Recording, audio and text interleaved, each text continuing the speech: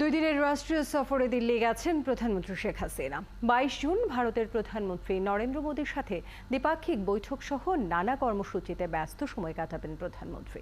এই সফরে তিস্তা নিয়ে ভারতের সাথে বাংলাদেশের নতুন একটি পরিকল্পনা হতে যাচ্ছে বলে আভাস পাওয়া যাচ্ছে। এছাড়া সামরিক সহযোগিতা সহ বাণিজ্য বিষয়ক চুক্তি এবং এমওইউ হওয়ার সম্ভাবনাও আছে। নয়াদিল্লি থেকে আরও জানাচ্ছেন ঝুমুর বাড়ি।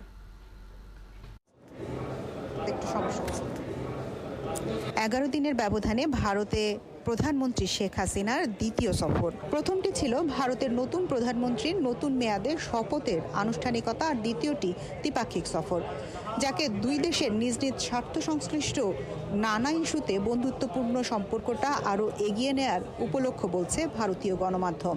কারণ ভারতের কাছে বাংলাদেশ হলো সবচেয়ে গুরুত্বপূর্ণ প্রতিবেশী।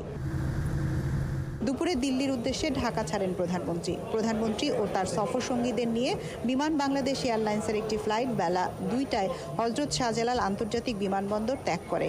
প্রধানমন্ত্রীর এবারের সফরে তিস্তা নিয়ে কোনো চুক্তি হবে না, কিন্তু তিস্তার পানি ব্যবস্থাপনায় কে এগিয়ে থাকবে, ভারত না চীন, তার হয়তো একটা দিক নির্দেশনা এই সফরে মিলবে।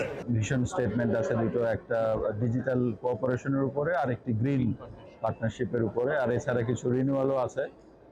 তো এগুলো এবং বেশ কিছু অ্যানাউন্সমেন্ট হবে, অর্থাৎ এর মধ্যে যেই কাজগুলো হয়েছে বা যেই কাজগুলো শুরু হতে যাচ্ছে সেগুলো আছে।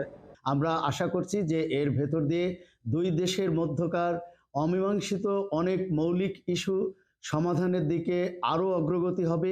বাংলাদেশের মধ্যে ভারতের রেল যোগাযোগ বাড়ানো এবং ভারতের ভেতর দিয়ে নেপাল ও ভুটানে রেল সড়ক যোগাযোগ তৈরির বিষয়েও এই সফরে এমওইউ স্বাক্ষর হতে পারে। কনজারভেশন, ডেভেলপমেন্ট, ম্যানেজমেন্ট, এই তিনটা বিষয়ে তাদের সাথে আমাদের একটা বেশ বড় একটা হতে যাচ্ছে। তাদেরও যথেষ্ট আগ্রহ রয়েছে, এখানে প্রচুর বিনিয়োগেরও ব্যাপার আছে। সুতরাং তিস্তার পানির যে প্রবাহ সেটা থাকবে বলেই এই প্রজেক্টগুলো নেওয়া যাবে বলে আমরা মনে করি। ভারতের প্রধানমন্ত্রী নরেন্দ্র মোদীর প্রথম দ্বিপাক্ষিক সফরে আগামী জুলাইয়ে ঢাকা আসার কথা রয়েছে।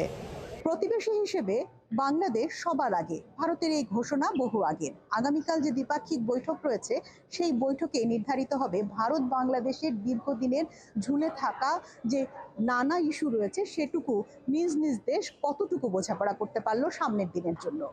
ঝুমুর বাড়ি, 71, নয়াদিল্লি, ভারত।